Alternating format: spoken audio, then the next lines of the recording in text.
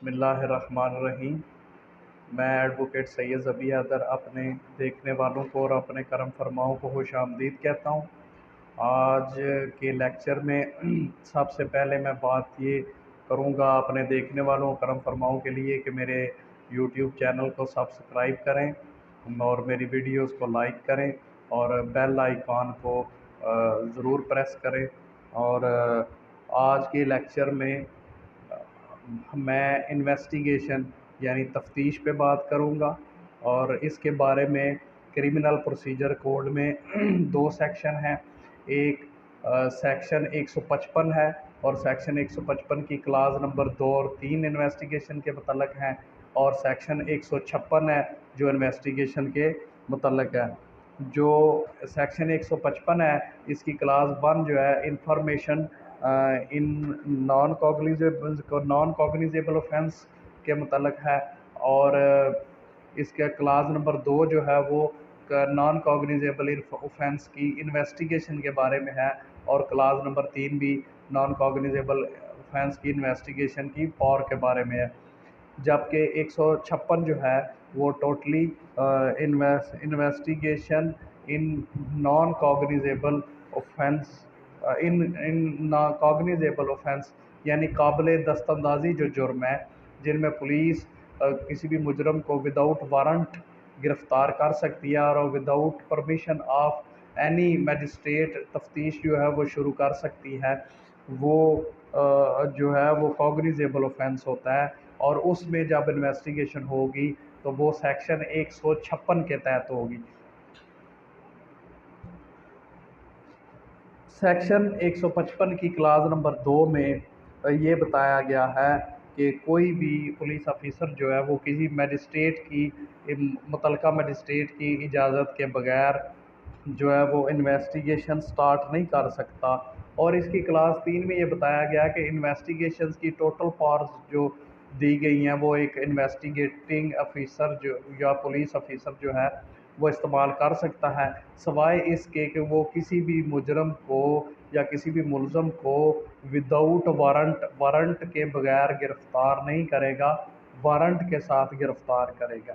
اس کے بعد جو ہے کوگنیزیبل اوفینس میں انویسٹیگیشن کیسے ہوگی، اس میں جو ہے وہ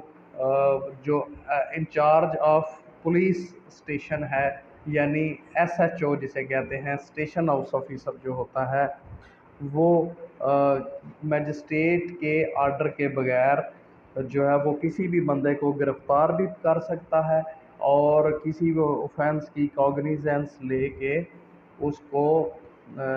اس کی تفتیش بھی شروع کر سکتا ہے۔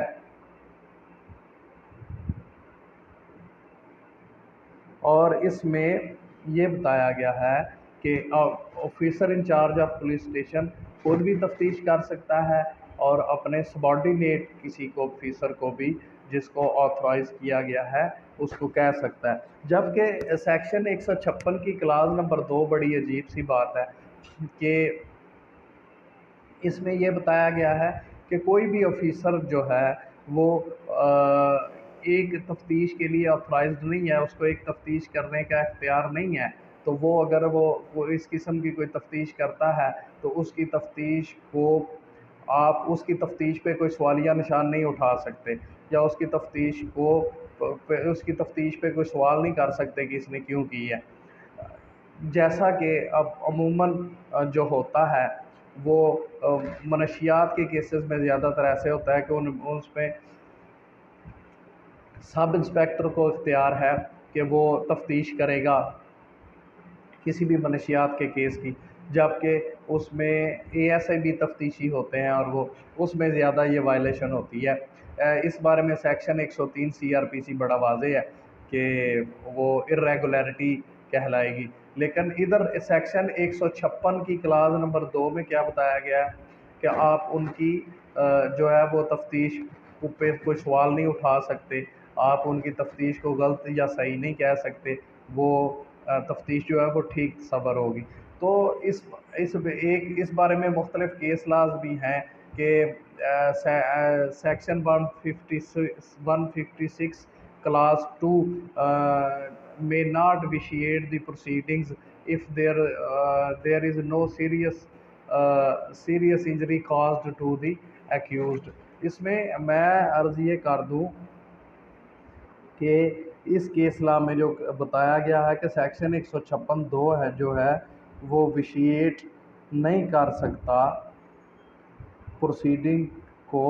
کہ اس میں کوئی سیریس انجری جو ہے وہ اس کو کاز نہیں ہوگی، یعنی اس ملزم کو کوئی سیریس ڈیمیج نہیں ہوگا، کوئی نقصان نہیں ہوگا، اس کو پورا انصاف ملے گا، اس کے ساتھ پورا انصاف کیا جائے گا۔ تو اس میں بڑی عجیب سی یہ بات لکھی ہوئی ہے کہ یہ کیس لا جو ہے PLD 2002 لاہور